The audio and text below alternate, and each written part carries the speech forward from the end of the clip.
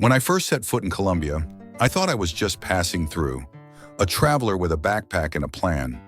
But this country, it didn't let me pass.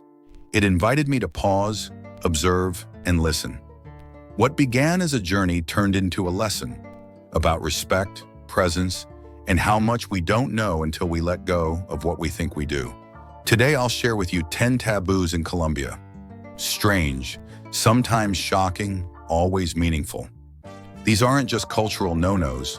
They're hidden doorways into a way of life that challenges our assumptions and invites us to live more consciously. Number 1, don't joke about Pablo Escobar. It might be Netflix gold in other countries, but here, it's a scar, a painful history still felt by many. I made this mistake once, mentioned his name in casual conversation, and watched a warm smile turn cold. In Colombia, remembering is sacred, and so is healing. Not everything is open for laughs. Number 2, don't say no directly. Colombians are masters of diplomacy. You won't always get a yes or a no. Instead, you'll hear vamos viendo or quizás. I once asked a man if I could photograph his cafe, and he said, maybe another day, my friend. He meant no, but kindly. Their language teaches patience and teaches us that not everything must be so blunt. Number 3, don't refuse food or coffee. Food is love here. If you say no to that fresh arepa or café con leche, it's like saying no to being part of the family. I've had some of the deepest conversations in the humblest kitchens, over cups of tinto that were never really about coffee, but connection. Number 4, don't whistle at night. Some believe it calls dark spirits. Others say it's just bad luck.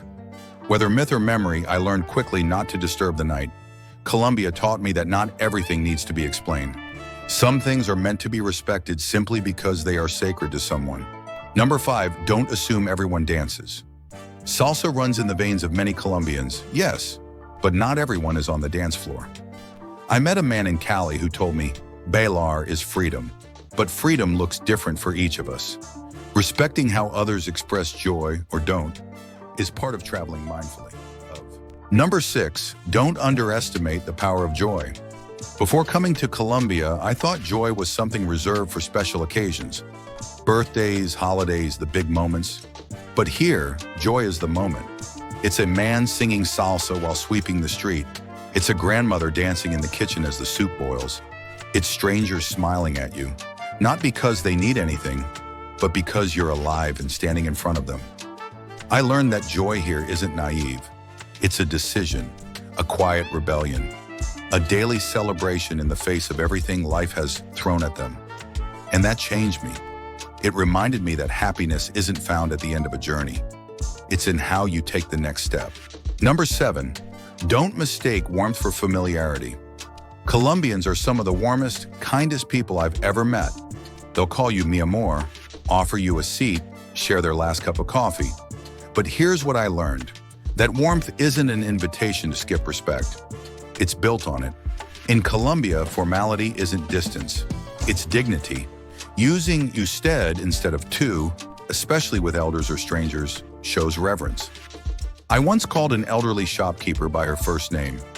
She smiled but gently reminded me, respect is how we love in Colombia. That moment stayed with me. It reminded me that true connection isn't built by rushing in. It's earned through attention, humility, and grace. Respect here isn't a rule, it's a form of love. Number 8, don't be afraid to compliment, but do it respectfully. In Colombia, appearance matters. People take pride in how they look. It's common to hear que guapo or estás divina in casual conversation. But there's an art to it. Compliments are welcome, even expected, but must come with warmth, not intention. I once told a local friend how elegant her grandmother looked, and she lit up with joy. Here, we dress up for ourselves, she said, even if it's just to go to the corner store. That joy in self-expression reminded me. Compliments, when sincere, can be acts of connection. Number 9, don't point with your finger. Colombians point with their lips. A subtle gesture I found both confusing and endearing. In a world full of loud directions, it reminded me that softness, even in gestures, can guide just as well. Number 10, don't underestimate personal grooming. Cleanliness is a way of life here. People shower twice a day, wear perfume, dress sharply. It's not vanity, it's self-respect. I started taking more care in how I showed up each day. It shifted something in me, like I belonged in the moment. These aren't just rules, they're reflections of a culture that's vibrant, layered, and deeply human. Colombia shocked me not because it was strange, but because it made me question my own habits, my own pace, my own assumptions. Travel, when done with humility, doesn't just take you places, it brings you back to yourself. If Colombia is on your map, let it be more than a destination. Let it be a teacher. And if this video resonated with you, join me, subscribe, share, and walk with me through the world. One wonder, one whisper, one taboo at a time.